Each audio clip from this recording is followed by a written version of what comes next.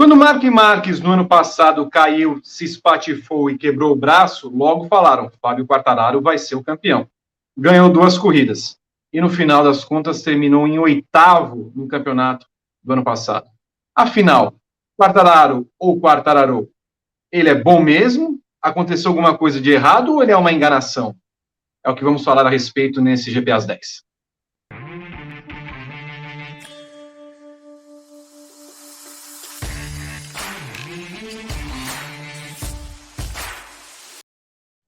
Olá a todos, 2021 começa com uma alegria imensa de estar com vocês nesse GP às 10.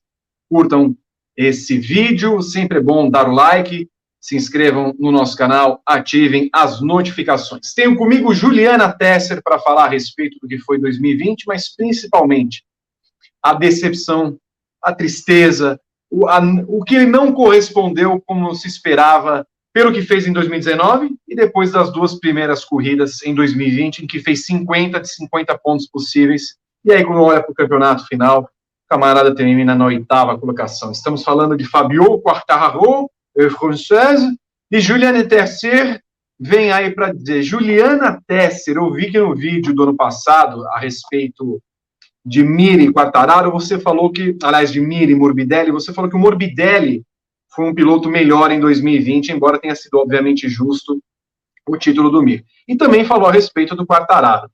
Quero que você discorra sobre esse rapaz, que surpreendeu você em 2019 e talvez tenha surpreendido a todos em 2020. Tudo bem, Ju? Tudo bom, e vocês? Feliz ano novo, né, gente? Esse seja Beleza? melhor do que o anterior. Cara, eu acho que a gente esperava um ano melhor dele, pelo que aconteceu em 2019, né? Mas eu acho que a gente tá meio que vacinado para as decepções com o Quartararo. Porque quando ele tava no Mundial Júnior, né, correndo no Campeonato Espanhol e tudo mais, ele logo recebeu o rótulo de novo Marc Marquez. Então, quando ele chegou efetivamente no Mundial, todo mundo esperava que ele fosse efetivamente o novo Marc Marquez. E ele não foi, nem na Moto 3, nem na Moto 2. Ele teve alguns momentos bons, mas não foi o que a gente esperava dele. E aí, quando ele chegou na MotoGP em 2019, né, um monte de pole, brigou com o Marc Marquez para vencer e tudo mais, a gente falou, olha lá, talvez as pessoas não estivessem tão erradas. Aí chegou 2020, todo mundo esperava que não, beleza, a primeira vitória dele vai chegar. E aí chegou logo na primeira corrida. Daí ele venceu a segunda, e todo mundo falou, legal, esse moleque vai brigar. Só que aí, com o passar, né, das corridas, a situação foi ficando complicada para ele, né? Ele não conseguiu repetir o mesmo desempenho. Ele venceu de novo, né? Teve 3 vitórias no ano, mas foi só. Não teve mais pódio, não teve mais nada. Ele fechou o ano com 4 poles e 3 vitórias. E aí ele acabou o ano em 8º, né? Ele chegou na última corrida ali brigando entre os ponteiros. Acho que ele podia ainda ser o vice-campeão, mas ele acabou só em 8º. Não é só culpa dele, né? Acho que tem uma parte importante do déficit da Yamaha. Mas quando a gente olha para o Morbidelli vice-campeão, o Morbidelli a 13 pontos do líder, né, do vencedor, então fica difícil da gente dizer que, não, olha, o problema foi só a moto. Teve uma parcela de Quartararo nisso também. Talvez ele não tenha sabido lidar com as deficiências da moto tanto quanto o Morbidelli. Destacando também que o Morbidelli tinha uma moto diferente, né, porque a moto do Morbidelli era uma moto defasada. Ele conseguiu algumas evoluções para ela ao longo do ano, mas ela era a moto diferente das 3 Yamahas ali. Aparentemente ele levou a melhor nessa, mas decepcionou, especialmente por terminar em 8º. Né? O cara que venceu 3 vezes no ano, que foi protagonista durante boa parte da temporada, não podia ter terminado tão para baixo. A gente termina a temporada tendo a impressão, né, Ju, que, por exemplo, o Miguel Oliveira fez um trabalho melhor que o do Quartararo, por exemplo. É porque eu acho que o que chamou muita atenção, né, no Quartararo, e chamou também no Vinhales, talvez no Rossi menos, porque o Rossi teve muita prova que ele não completou, teve prova que ele nem apareceu, teve moto que ele quebrou e tal, então talvez nele tenha sido menos gritante, mas como as Yamaha andaram para trás esse ano, né? Quando eles se classificavam ali na primeira fila, beleza, eles até podiam dominar a corrida, né? Largou na frente, escapou e beleza. Mas quando ela estava no meio do bolo, ela era completamente refém de todo mundo. Ela não conseguia trabalhar, ela não conseguia passar ninguém, e aí eles só iam descendo, descendo, descendo, descendo. Então talvez isso tenha sido muito, muito gritante, né? E do lado do Oliveira, eu acho que a gente ainda não tinha expectativa de que a KTM fosse fazer o ano que ela fez. A KTM fez um ano muito, muito bom. Acho que o próprio chefe da KTM disse numa entrevista no ano passado que a KTM esse ano brigou acima do peso dela, né? Acho que eu não entendo muito de luta, mas na referência de tipo, estar lutando numa categoria de peso superior ao que ela tinha para oferecer, né? Ela ainda era mais magrinha e tal, e ela foi peitar uma galera que, né, caramba. E ela venceu 3 vezes no ano, uma com o Brad Binder, duas com o Oliveira. O Oliveira venceu a primeira vez com uma manobra espetacular nos últimos metros. Ele liderou, acho que deve ter chegado, tipo, sei lá, no muito 5 metros numa corrida, que tinha sido super pouco. E aí no GP de Portugal, né, correndo na casa dele em Portimão, ele foi absolutamente dominante, cravou a pole, ninguém viu, ele liderou a corrida inteira. Muita gente perguntou, né, tipo, mas por que foi isso? Será que é porque ele conhecia a pista e tudo mais? E os próprios pilotos falaram que não, que ele simplesmente estava num nível diferente, que não tinha nada a ver com conhecer a pista. O Miller brincou que tinha um golpe, né, porque o patrocinador da corrida era o patrocinador dele, ele brincou que tinha uma mutretinha ali, mas não, ele foi verdadeiramente dominante, mostra muito a evolução da KTM. Então talvez seja esse o grande contraste dos dois, né? O Quartararo começou muito forte e apagou, e eu acho que a gente sempre fica muito com a imagem de como termina, né? Às vezes a gente esquece o começo, mas a gente lembra mais como termina. E o Miguel terminou muito mais em alta do que o Quartararo.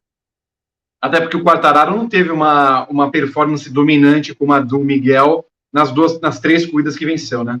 Não teve. Acho que as duas performances verdadeiramente dominantes nesse ano foi a do Quartararo, do Oliveira em Portimão e do Morbidelli em Aragão, porque foram as duas corridas em que alguém verdadeiramente destacou, porque ao longo do ano a gente teve corridas muito mais pegadas, muito mais próximas, com muito mais opções, então foram essas as duas corridas que tiveram mais destaque de alguém, então, durante o ano não teve muito.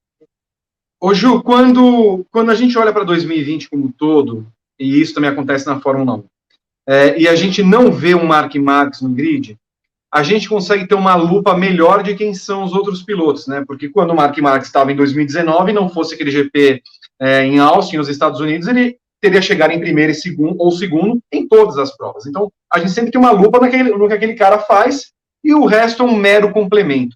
Acontece que o complemento virou protagonista, né, no ano passado. Quando a gente observa que aqueles pilotos são mortais, porque erram, a gente coloca a MotoGP no mesmo patamar, digamos assim. O Quartararo, numa outra moto, teria feito exatamente a mesma coisa? Eu acho que não, porque eu acho que ele sofreu muito com as deficiências da Yamaha desse ano. Acho que talvez ele nem precisasse estar em outra equipe. Se ele tivesse uma Yamaha mais bem acertada, uma Yamaha mais uniforme, né? Porque a Yamaha ela tinha muitos altos e baixos, e era tipo assim, alto ela vencia, mas o baixo era muito baixo mesmo. Então talvez se ela tivesse uma performance mais nivelar, mais, né, retilínea, ele conseguisse fazer uma coisa melhor do que ele não precisava necessariamente. Se ele estivesse numa Honda, por exemplo, eu acho que teria sido mais difícil, porque a Honda é sabidamente uma moto difícil. E a gente viu o quanto a Honda penou sem o Mark Marques. Né? O Nakagami foi o cara que assumiu a função ali na maior parte do tempo. Não conseguiu vencer, mas teve uma performance muito melhor do que ele vinha exibindo até então. E muito disso porque ele fala mesmo que ele pegou ali o acerto do Marques, foi ver como o Marques pilota, para tentar fazer isso. Obviamente ele não conseguiu, né? O Crutchlow chegou a ironizar que, como assim, o cara viu como o Marques pilota, de repente ele virou o Mark Marques. Não é isso, mas ele conseguiu entender mais ou menos, né, qual era o sentido, qual era a forma dele guiar e tentar reproduzir dentro das limitações dele, dentro da capacidade dele. O Alex Marques se adaptou também, talvez melhor do que a gente esperasse que ele fosse se adaptar, mas não foi um ano assim, nossa, a Honda, olha, super poderosa e tal. Acho que o ano da Honda também é decepcionante por causa disso. A Honda, durante muito tempo, ela desenvolveu uma moto pensando assim, eu tenho o melhor piloto do mundo e ele vai dar um jeito. E aí, de repente, ela ficou sem o melhor piloto do mundo e não tinha ninguém que desse um jeito naquela moto. Então, acho que tem essa, mas eu acho que o Quartararo é bom piloto. Né? Eu acho que no ano que vem, talvez a gente vai encontrar um cara melhor do que a gente viu na reta final desse ano. Mas muito vai depender também do que a Yamaha vai conseguir fazer com essa moto. Porque 2021, por conta da pandemia, as motos permanecem as mesmas. Então não vai ter moto nova, eles vão continuar com o que eles têm. Então o motor é o mesmo, é tudo igual. Então tem algumas coisas que a Yamaha vai tentar fazer, e aí vai ter que ser mexendo em eletrônica e tudo mais, para acertar a moto melhor, para fazer ela render melhor. Mas a moto é basicamente a mesma do ano passado. Tá.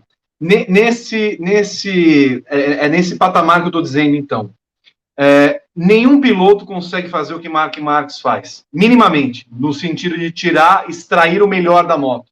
Esse o meu ponto. Não tem ninguém. Se o Quartararo, você falou assim, o Quartararo numa Honda sofreria mais. Numa KTM, não sei se teria diferença. Mas a gente consegue imaginar que lembra quando falava assim, não, o Marques vai para a KTM quer investir trocentos milhões nele e tudo mais, ele renovou com a Honda. O Mark Marques, nessa KTM, provavelmente teria ganhado o campeonato. Eu não sei se ele teria ganhado o campeonato, porque eu acho que a KTM ainda tem algumas fraquezas que poderiam ser mais gritantes. E eu também não concordo que os outros não consigam tirar o máximo. Por exemplo, se a gente olhar para a temporada passada, o Morbidelli tirou o máximo do que a Yamaha dele tinha para oferecer. Então, assim, eu acho o problema do Marques é que é muito difícil explicar Mark Marques, porque é muito difícil explicar o que ele faz. Porque, assim, não é uma questão simplesmente dele. Como é que ele consegue extrair tanto de uma moto que às vezes não tem mais do que extrair, sabe? Eu acho que a capacidade dele tá num nível tão superior que a gente não consegue achar exatamente uma justificativa do porquê ele faz isso. Eu acho que tá muito assim, na loucura dele, do quanto ele se joga, do quanto ele arrisca, do quanto ele tenta, do quanto ele se importa, né? De tudo que ele já ganhou, de tudo que ele já conseguiu. Ele continua faminto. O Mark Marques é um eterno esfomeado, ele tá sempre querendo mais, ele tá sempre. E eu acho que talvez esse seja o componente, né? Ele dá um jeito de diminuir as carências da Honda, e ele mesmo, a existência de Mark Marques é o que faz isso, faz a diferença. Mas eu não acho que o grid da MotoGP seja um grid de pilotos ruins, de pilotos fracos. Muito pelo contrário, eu acho que eles deram azar de todos eles ali estarem com um cara que é tão diferente. Então talvez o que os outros precisem seja uma moto superior, claramente superior à Honda do Mark, para poder tentar brigar no mesmo nível, né? Acho que talento todos eles têm, capacidade todos eles têm. Acho que talvez com exceção ali dos pilotos da Aprilia, porque a Aprilia está numa situação meio confusa, né? Hoje, enquanto a gente está pondo esse vídeo no ar, a gente não sabe exatamente qual é a dupla titular da Aprilia para 2021. A gente sabe que é o Alex Espargaró, e ok, é o cara que deveria mesmo ser o titular absoluto daquela equipe, mas a gente ainda não sabe se vem Bradley Smith pela frente ou Lorenzo Salvadori. Então, talvez ali esteja a grande discrepância do grid, mas acho que está todo mundo ali, tipo, num nível de talento, capacidade, acho que todo mundo tem muito que oferecer para esse campeonato. Seco para você, Juliana Tesser, considerando que a moto será a mesma do ano passado, 2020, você colocaria Quartararo como um dos favoritos ao título? Putz, eu acho que hoje eu colocaria o Morbidelli à frente do Quartararo, porque eu acho que o Morbidelli continuando com essa mesma moto, e aí considerando que a moto dele vai ser ainda mais velha, né, porque ele já estava com uma moto defasada no ano passado, mas é uma moto que ele já sabe muito mais acertar, ele já sabe muito mais o que tirar dela, então eu acho que o Morbidelli vem à frente do Quartararo, mas eu acho que esse campeonato vai ter uma coisa diferente, porque nesse campeonato a gente não vai poder simplesmente partir do pressuposto de que o Marc Marques é o favorito. Porque, beleza, se ele conseguir se recuperar a tempo de estar na pré-temporada, porque hoje a gente não sabe se ele vai conseguir, porque a pré-temporada tá aí já, a gente não sabe se ele vai estar na pista. Mas se ele conseguir se recuperar a tempo, o Marques que a gente vê na pré-temporada não é o Marques que a gente vai ver na primeira corrida. Porque, né, quanto mais ele se recuperar, mais forte ele vai estar. Então eu acho que é um campeonato diferente, porque a gente não vai partir do pressuposto de que o Marques é o favorito. Eu acho que em muitos anos, talvez 2021 seja o primeiro campeonato que a gente vai poder dizer assim, não tem um favorito. Porque a gente também não sabe qual é o limite da Honda, né? A gente viu a Honda na mão do Nakagami, a gente viu a Honda na mão do novato e a gente viu a Honda na mão do Crutchlow, mas o que o Mark Marques pode fazer com essa moto a gente efetivamente não sabe. Aí muita gente vai falar assim, não, mas naquele GP da Espanha ele era superior a todo mundo. E adiantou de quê? Porque ele era tão superior a todo mundo, mas ele não conseguiu terminar a corrida. Porque ele teve que andar tão superior, tão acima, né, do que ele deveria para conseguir chegar ao resultado que ele queria, que ele caiu, quebrou e passou um ano, né, arrastando corrente, pagando os pecados por aquilo. Então a gente também não sabe exatamente o que essa Honda tem para oferecer. Eu acho que é um ano muito incerto. Muito bem. O que vocês acham? Quartararo é o favorito? Morbidelli é o favorito? Marques volta e ganha com um braço só, com o esquerdo, maravilhoso.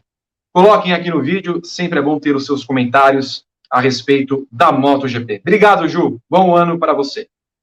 Obrigada para vocês também, gente. Continua se cuidando. Continuem se cuidando, deem um like, inscrevam-se no canal, ativem as notificações, tem conteúdo todo dia aqui no canal do Grande Prêmio no YouTube. Valeu, gente. Um grande abraço. Até a próxima. Tchau.